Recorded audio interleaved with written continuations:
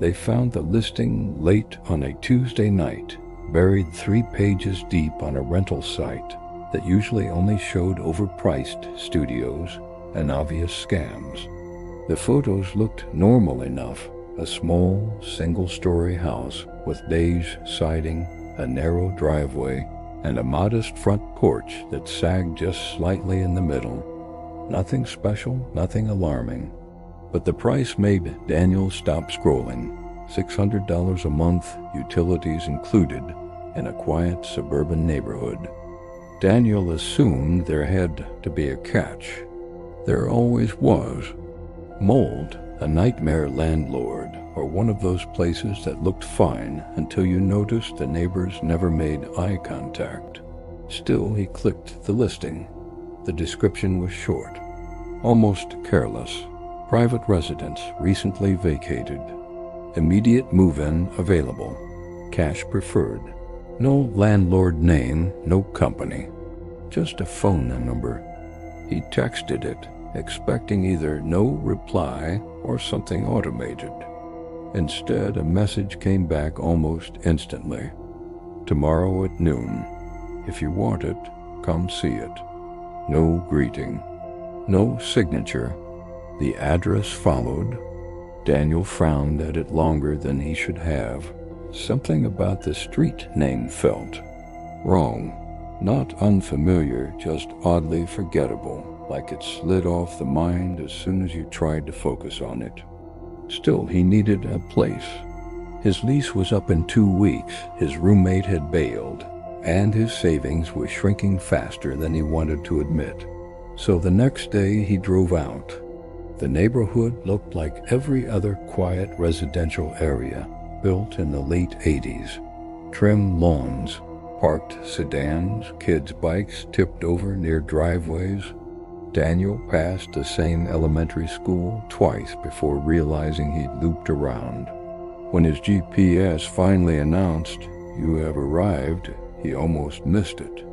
The house sat between 2 others that looked nearly identical, except the neighboring homes were clearly lived-in cars in the driveway, curtains open, trash bins out front. Daniel's house had none of that. No car, no decorations, no welcome mat. Just a porch, and the door. He'd parked and walked up, half expecting someone to be waiting. No one was. He knocked anyway. The door swung open immediately. Inside, the air felt stale, like the house had been closed up for a long time. The interior was sparsely furnished, too sparsely. A couch without pillows, a dining table with 1 chair, no pictures on the walls, no personal items anywhere. A man stepped out from the hallway, late 40s maybe, thin. His eyes lingered on Daniel a moment too long before he spoke. "You here for the house?" It wasn't a question. Daniel nodded. "Yeah, I texted yesterday." The man gestured vaguely. "You see it. That was it. No tour. No explanation." Daniel walked through the rooms on his own. Everything worked. The lights turned on. The water ran. No smell of rot. No visible damage. The place felt empty in a way that went beyond furniture, like it had been erased. "How long was the last tenant here?" Daniel asked. The man shrugged. "Long enough." That answer bothered him, but not enough to walk away. They stood in the kitchen. The man named the price again, exactly as listed. Cash. First month up front. Daniel hesitated only a moment before agreeing. The man smiled for the first time. The smile didn't reach his eyes. Moving in was uneventful. Daniel didn't tell many people about the place. There wasn't much to say. It was cheap, quiet, temporary. The first strange thing happened 3 days later. A pizza delivery driver stood on the porch, squinting past Daniel into the house. "You sure this is the right address?" the driver asked. Daniel pointed to the numbers nailed beside the door. The driver shook his head. My app says this lot doesn't exist. Daniel laughed it off, thinking it was a GPS glitch. But the same thing happened again and again. Mail didn't come. Packages were marked undeliverable. Friends struggled to find the place, even with directions. One of them drove past the house twice before calling Daniel, confused and irritated. It's like there's a gap, his friend said. Like the street skips a number. Daniel began to notice smaller things. Neighbors never waved. No one ever parked in front of his house.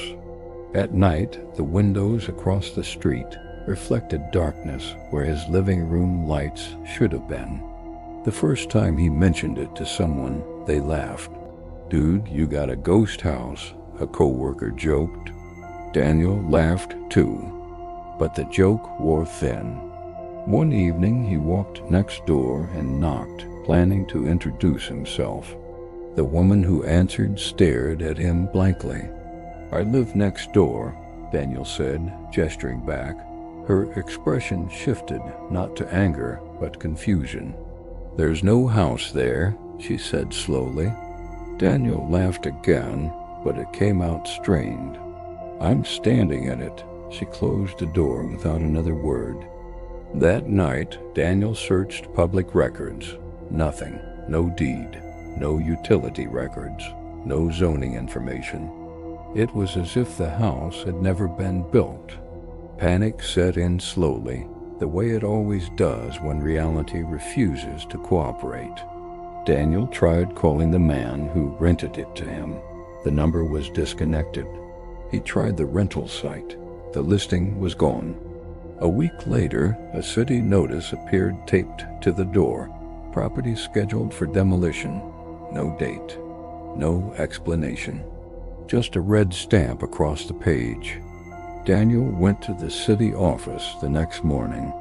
The clerk typed his address into the system, frowned, then tried again. That address doesn't exist, she said. Daniel felt his mouth go dry. I live there. She looked at him, really looked at him, and her voice softened. Sir, no one lives there. When he returned home, the porch sagged lower than before. Cracks had formed along the foundation, fresh and jagged. Inside, the lights flickered. That night, Daniel dreamed of the house being empty while he stood inside it, screaming. He woke to the sound of machinery. Yellow construction equipment idled at the curb. Men in hard hats stood nearby, checking paperwork. Daniel ran outside, shouting. One of the workers looked startled. Jesus, where'd you come from? This is my house, Daniel yelled. The man frowned. Buddy, this place has been condemned for years. Another worker joined them, glancing at Daniel uneasily. We're supposed to tear it down today. No occupants listed. Daniel backed toward the door. You can't, he said. I'm still inside. The men exchanged looks. I don't see anything, one of them muttered, staring past Daniel at the house. Daniel turned. The house was already fading. Not collapsing, not crumbling. Fading. The walls thinned like mist. The doorframe lost definition. Sunlight passed through the living room as if nothing stood there at all. Daniel screamed. The workers later told police they heard shouting, but found nothing when they approached. No house, no body, just an empty lot overgrown with weeds, as it had been for years. Old records would later reveal the truth. A family once lived there, quiet people, kept to themselves. One night, the house caught fire. No one made it out. Officials sealed the lot after repeated complaints from neighbors who claimed they could still hear movement inside long after the structure was gone. Eventually, the reports stopped. So did the questions. Some people believed Daniel was never there. Others say he moved into a place that wasn't done claiming its last resident. And sometimes if you drive through that neighborhood late at night, you'll see a porch light flicker on where no house stands waiting for someone else who needs cheap rent and doesn't ask too many questions. If you enjoyed this story, don't forget to like, comment, and share your thoughts. Make sure you subscribe for more terrifying stories just like this, and hit the bell so you never miss the next one.